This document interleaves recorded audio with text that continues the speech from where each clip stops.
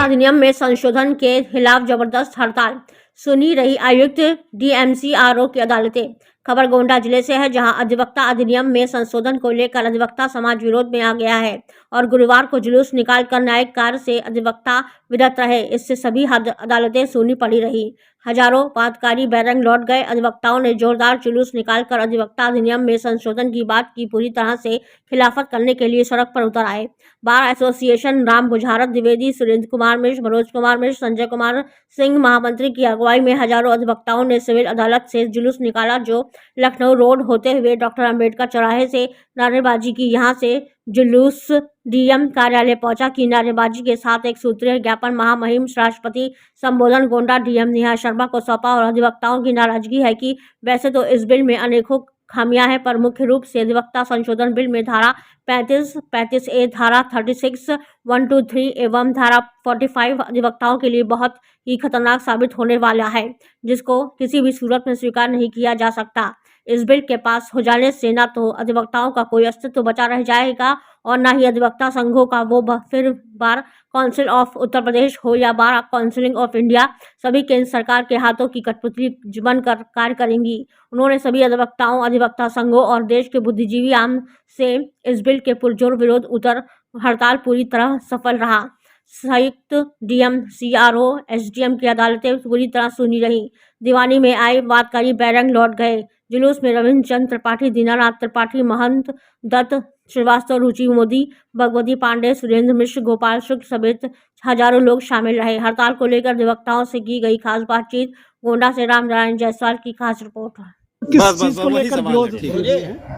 देखिए, हम लोगों का विरोध है जो 2025 में अधिवक्ता एक्ट जो बना था, अमेंडमेंट बिल आया है, उसका विरोध कर रहे हैं, क्योंकि उस बिल में सारी व्यवस्थाएं अधिवक्ताओं के खिलाफ। इसलिए जब तक यह बिल वापस नहीं हो जाता है, तब तक हम लोग अनवरत हड़ताल पे रहेंगे और लड़ाई जाएगी। बताइए मंत्री जी, परिषद ने कहा कि इस मीडिया के माध्यम से हम सरकार द्वारा लाए गए काले कानून का घोर विरोध करते हैं और पूरे देश का अधिवक्ता समाज उनका विरोध करता है और इसको लेकर हम सरकार की घोर निंदा करते हैं। और Gonda bar association, civil bar association और प्रदेश के पूरे अधिवक्तागण भारत सरकार द्वारा लाए गए काले कानून का घोर विरोध करते हैं। जब तक ये काला कानून वापस नहीं होगा, तब तक हम अनवरत हड़ताल पर रहेंगे और अग्रिम रणनीति हम बार में बैठ के तय करेंगे कल क्या करें। बिंदु है सब हमको बांधने के लिए है। 1961 में जो लॉ हमारे लिए लाया गया, उसमें कौन सी कमी आ गई जिसको इन्होंने अमेंड करके संशोधित करने का प्रयास किया है। सीधे सीधे हम लोगों पर सारी व्यवस्थाओं पर अंकुश लगा चुके हैं। सो यहाँ तक मीडिया तक को भी अपने बस में कर चुके हैं, लेकिन अब हम लोगों पर प्रयास नहीं चल रहा है। तो बांटने के माध्यम से भारत सरकार द्वारा ऐसा किया जा रहा है, इसको हम कतई नहीं होने देंगे। इसके लिए संघर्ष करेंगे, लड़ेंगे और सफलता हासिल करेंगे। कौन से बिंदुओं पर आज आपने ज्ञापन सौंपा है? इसी जो अमेंडमेंट एक्ट 2025 का इन्होंने किया है, उसमें जो प्रावधान किए गए हैं, सारे प्रावधान हमारे खिलाफ हैं। उसके विरोध में और एडवोकेट प्रोटेक्शन एक्ट की मांग को लेकर हम चाहते हैं कि उसकी मांग जो हम कर रहे थे, उसको उन्होंने न देकर दूसरा हमारे ऊपर एक थोप दिया है, उसको हम बर्दाश्त नहीं करेंगे। उन्होंने भड़काने का काम किया है। हम एडवोकेट प्रोटेक्शन एक्ट की मांग करते हैं आप लोगों के माध्यम से, और फिर इसको जो है हम चाहेंगे कि इसका विरोध पुरजोर तरीके से करते हैं। क्या कुछ मामला है, किस लिए प्रदर्शन? आज हमने प्रदर्शन किया है कि जहाँ तानाशाही सरकार, इसने पहले आम जनता में भय पैदा किया, उसके बाद किसानों में भय पैदा किया, किसानों को क्रश किया, उसके बाद पत्रकारों जो निष्पक्ष पत्रकार थे उन पर हमला किया, उनका मुंह बंद किया। अब उसके बाद आखिरी अधिवक्ता समाज एक ऐसा समाज है जो प्रबुद्ध वर्ग है और हर जुल्म जाति का डटकर विरोध करता है। इसलिए उन्होंने अधिवक्ता समाज पर हमला करने के लिए इन्होंने अधिवक्ता एक्ट संशोधन बिल लाया 2025 का। अब इसमें अधिवक्ता संशोधन बिल में यह है कि पहला काम इन्होंने किया है कि हमारी अभिव्यक्ति की स्वतंत्रता पर हमला किया है, अभिव्यक्ति की स्वतंत्रता का हनन करने का काम किया है। दूसरी बात ये किया है कि हमारे जो संगठन है, चाहे वो बार काउंसिल हो, चाहे ऑल इंडिया बार काउंसिल हो, उसमें कब्जा करने की नीति, उसमें ये करेंगे क्या कि 1/4 सदस्य नामनीत करेंगे, मनोनीत करेंगे, और मनोनीत करेंगे उनको वोटिंग का अधिकार देंगे, और इसलिए हर बार काउंसिल में ये अपने अध्यक्ष चुनवा लेंगे, चापलूस अध्यक्ष, सरकारी पसंद अध्यक्ष। तो ये दूसरी बात। और तीसरी बात ये है कि हम लोगों का लालच, हम लोगों को डराने के लिए हर मुकदमे में पक्ष विपक्ष होता है।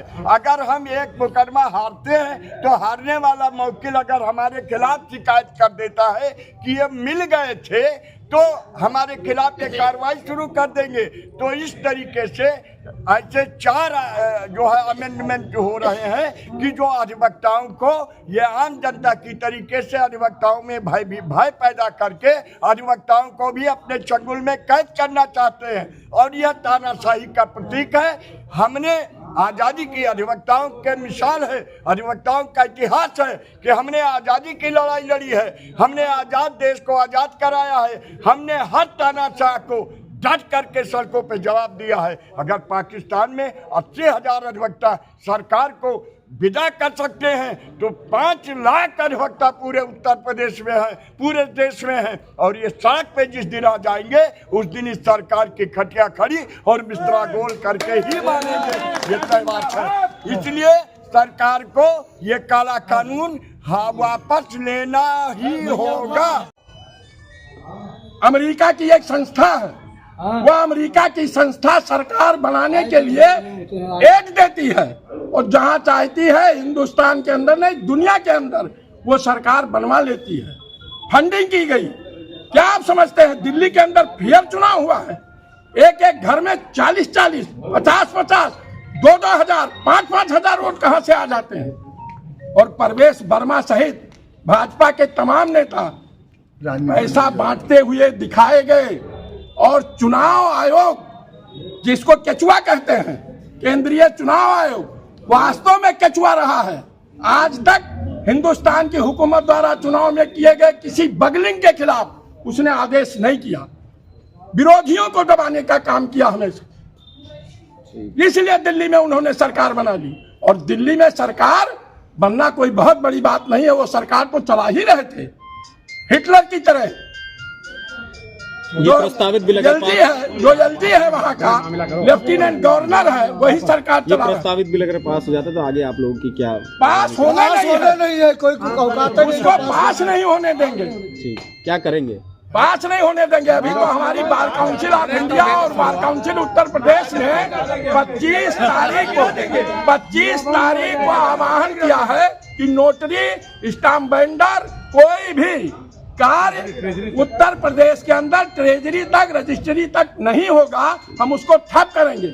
और जब हम कानून व्यवस्था ठप करेंगे, हम अदालतों को ठप करेंगे, तो केंद्र की हुकूमत नहीं, देश की कोई प्रदेश की हुकूमत उसकी औकात नहीं है कि वो ऐसे बिल को पास करा ले।